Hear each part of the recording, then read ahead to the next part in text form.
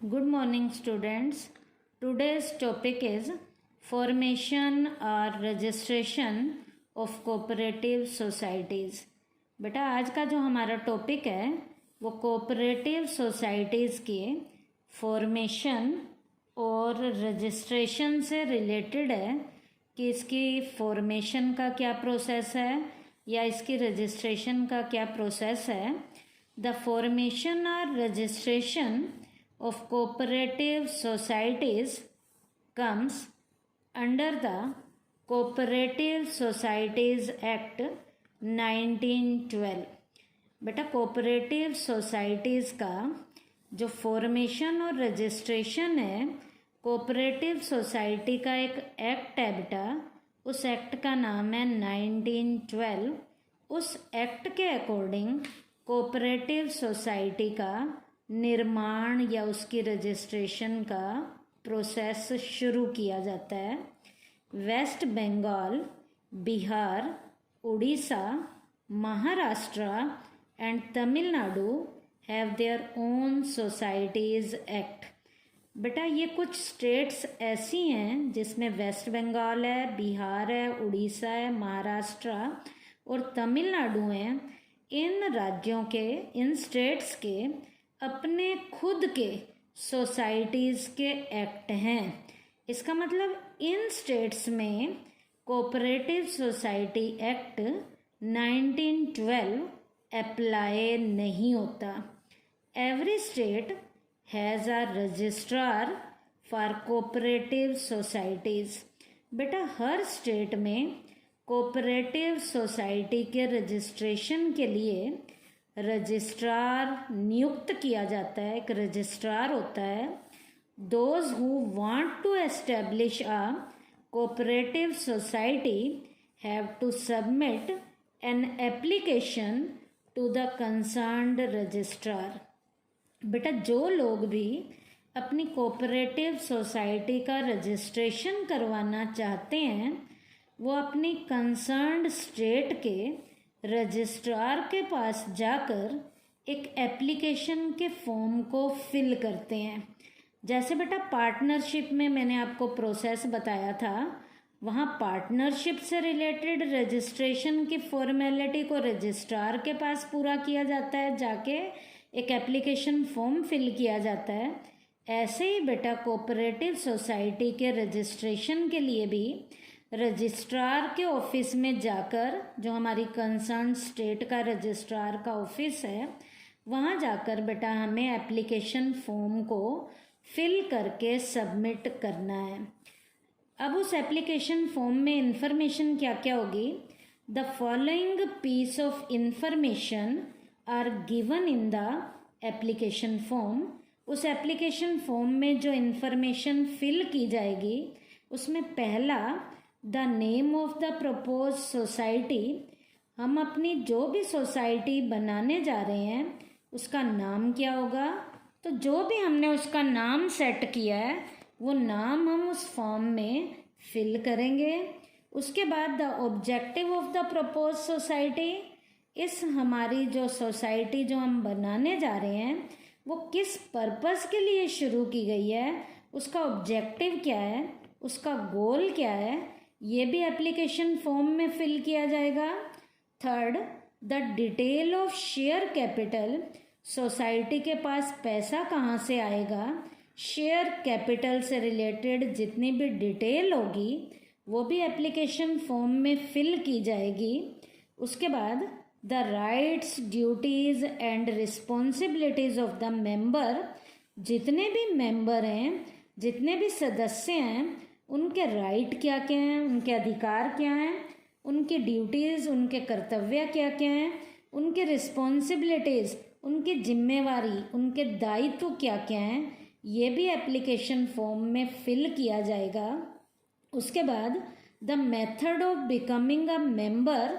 Member बनने के लिए उस सोसाइटी का यदि मेंबर बनना है तो बनने का तरीका क्या होगा, मेथड क्या होगा, ये भी एप्लीकेशन फॉर्म में फिल किया जाएगा. उसके बाद the names and addresses of minimum 10 members.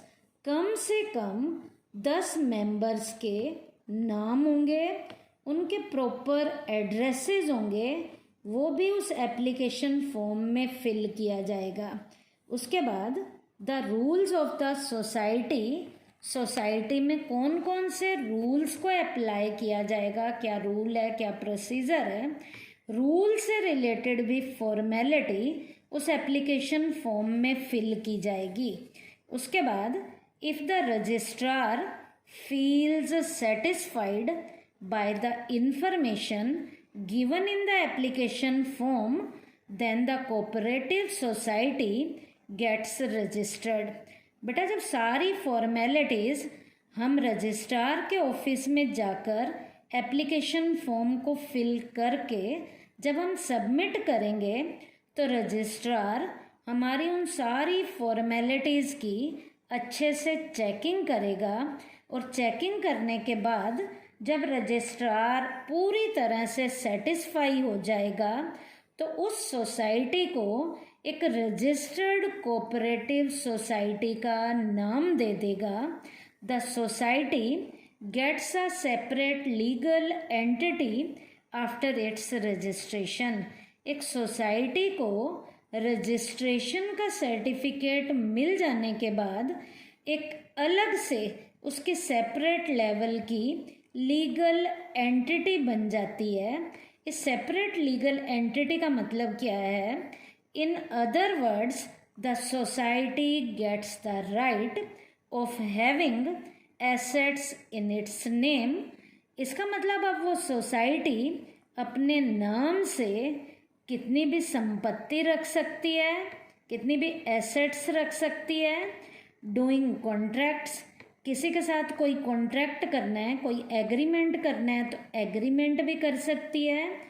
And filing suit against others, और किसी दूसरे के खिलाफ कोई मुकदमा दर्ज करना है तो मुकदमा भी दर्ज किया जा सकता है।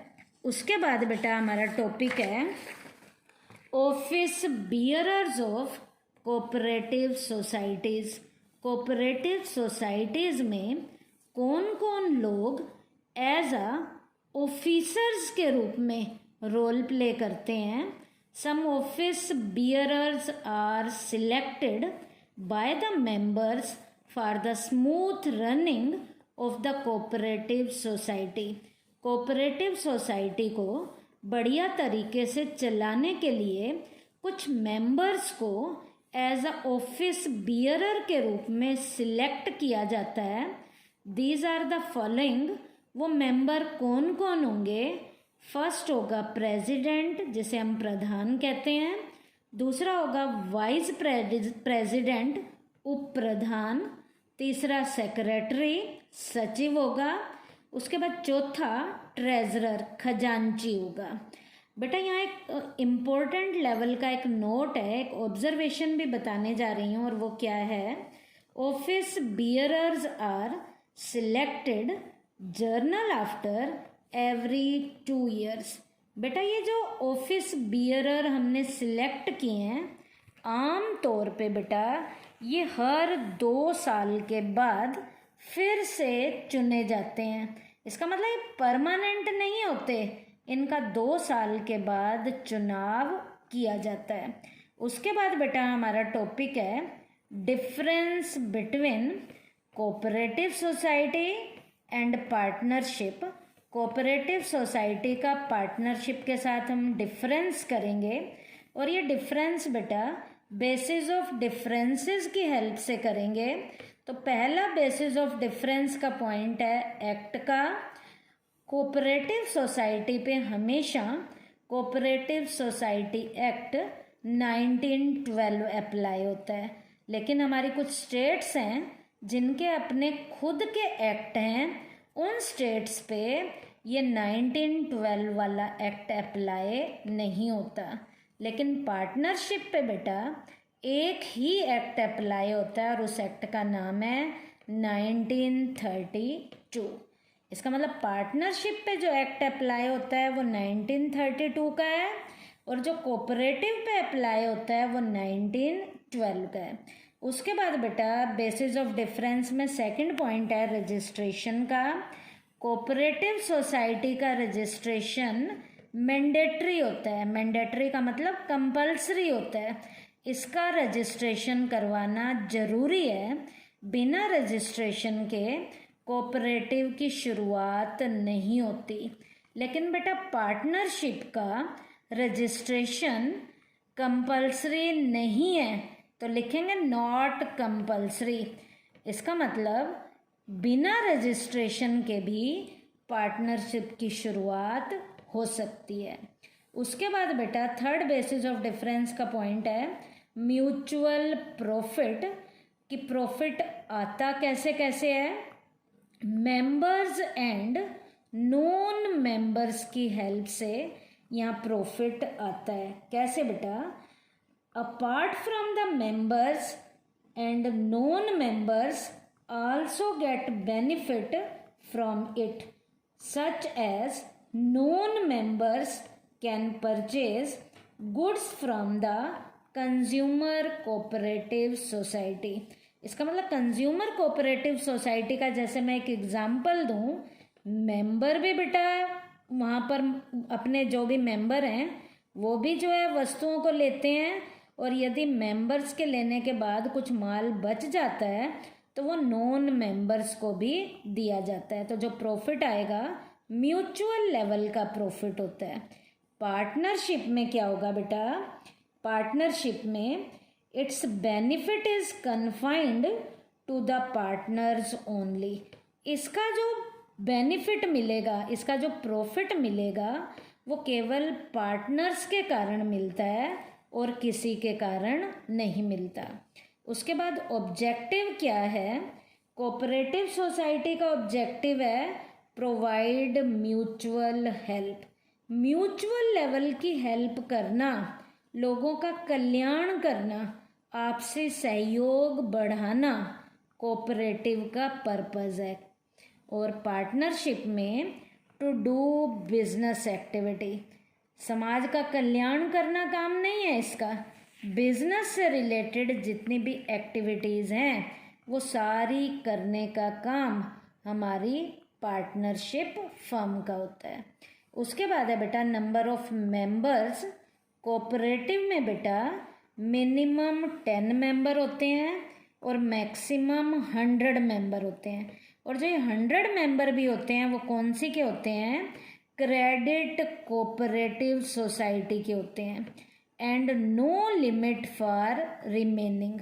और क्रेडिट कोऑपरेटिव के अलावा बाकी जितनी भी सोसाइटी हैं, चाहे वो कंज्यूमर की है, चाहे प्रोड्यूसर की है, चाहे फार्मर्स की है, चाहे मार्केटिंग की है, चाहे हाउसिंग की है, उनमें मेंबर्स की मैक्सिमम लिमिट पे कोई भी लिमिट नहीं है।